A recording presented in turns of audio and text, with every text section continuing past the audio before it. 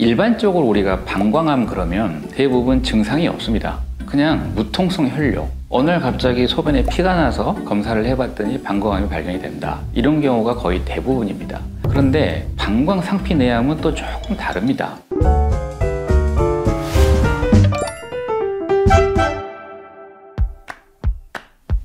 안녕하십니까, 골드만 비뇨기과 민승기 원장입니다. 오늘은 방광상피내암이라고 하는 것에 대해서 말씀을 드리겠습니다.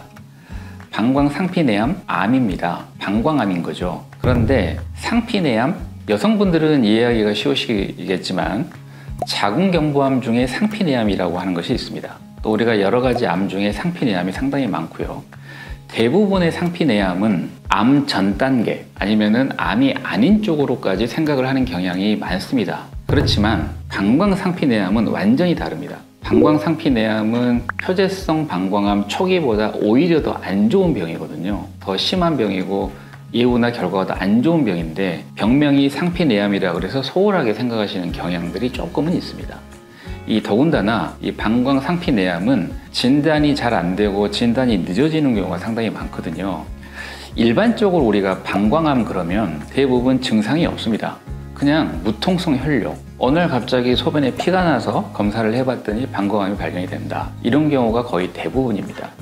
그런데 방광상피내암은 또 조금 다릅니다. 방광자극 증상이라고 이야기를 하는데요. 빈뇨, 소변을 자주 본다, 갑자기 말해서 참기가 어렵다, 소변이 찼을 때 아랫배가 뻐근하고 방광통이 생긴다, 이런 증상들을 느끼는 경우가 의외로 많습니다. 물론 이런 방광자극 증상들은 원인들이 굉장히 다양합니다. 연세 드신 남자분들 같은 경우는 대표적으로 전립선 비대증, 또 젊은 남자분들 같은 경우는 대표적으로 만성 전립선염, 여성분들 같은 경우는 흔히 말하는 과민성 방광, 또 드물지만 간질성 방광염, 또 이 만성 방광염, 또 방광통 증후군, 이런 여러 가지 병들에 의해서 이런 방광자극 증상이 생길 수가 있습니다. 그래서 일반적으로 이런 원인들에 의한 방광자극 증상은 대부분의 약물 치료를 하면 많이 좋아집니다. 증상도 좋아지고 치료도 잘 되는 편이고요.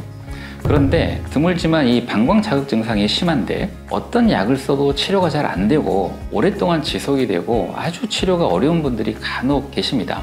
약을 썼을 때 반응이 전혀 없는 분들이 있는 거죠.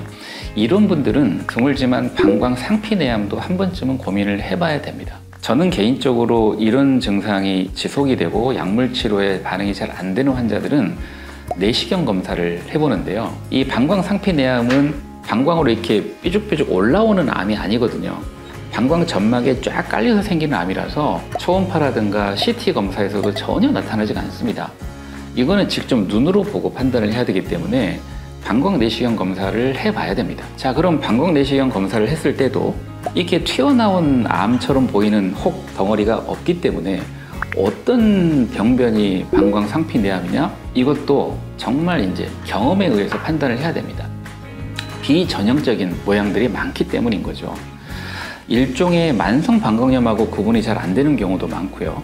거의 정상처럼 보이는데 약간 붉은 빛이 돈다, 뭐 아주 미세하게 점막이 튀어나와 있다, 이런 정도 병변도 상피내암인 경우가 제법 많습니다. 그래서 이제 내시경을 보면서 꼼꼼하게 보면서 조금이라도 방광상피내암이 의심이 되는 부분이 있으면 조직을 떼어내서 조직 검사를 해야 되는 거고, 거기에서 만약에 이제 방광상피내암이 발견이 됐다, 그러면 이제 거기에 맞춰서 치료를 해야 됩니다. 우리가 사실 표재성 방광암, 방광암 초기 방광암은 경려도 방광종양절제술, 그래서 내시경 수술로 그거를 긁어내는 것만으로도 치료가 끝나는 경우가 상당히 많고요.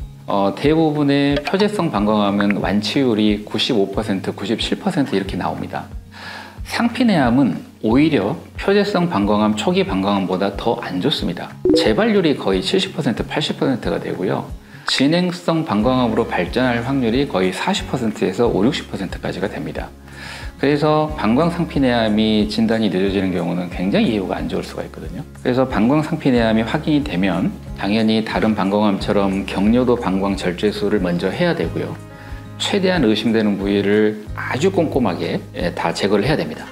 너무 깊이 들어갈 필요도 없고요. 방광상피내암은 표면에 깔려 있기 때문에 그런 치료가 필요하고, 치료 이후에 워낙 이게 이제 재발이 잘 되는 암이기 때문에 재발 방지 약물 치료를 해야 되는 경우가 생깁니다.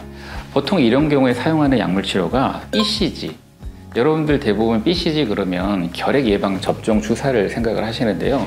정말 그 결핵균 BCG를 방광에 넣는 치료를 합니다. 특히 이 방광상피내암은 여러 가지 약물 치료를 할 수가 있고 여러 가지 항암제 같은 거를 방광에다가 주입하는 거를 치료를 할 수는 있는데 모든 통계적으로 볼 때 BCG를 사용하는 것이 가장 효과가 좋습니다.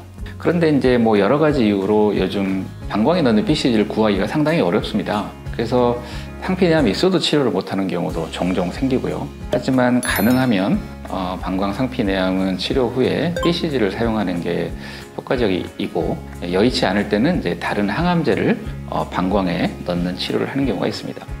결론적으로 방광 자극 증상이 심하고 일반적인 약물 치료에 반응이 안 좋을 때 이럴 때는 방광 상피내암도 한 번쯤은 고민을 해봐야 되고 당연히 방광 내시경 검사를 통해서 확인 가능하고 발견이 되면 적극적인 치료를 하는 게 좋다라고 생각을 합니다.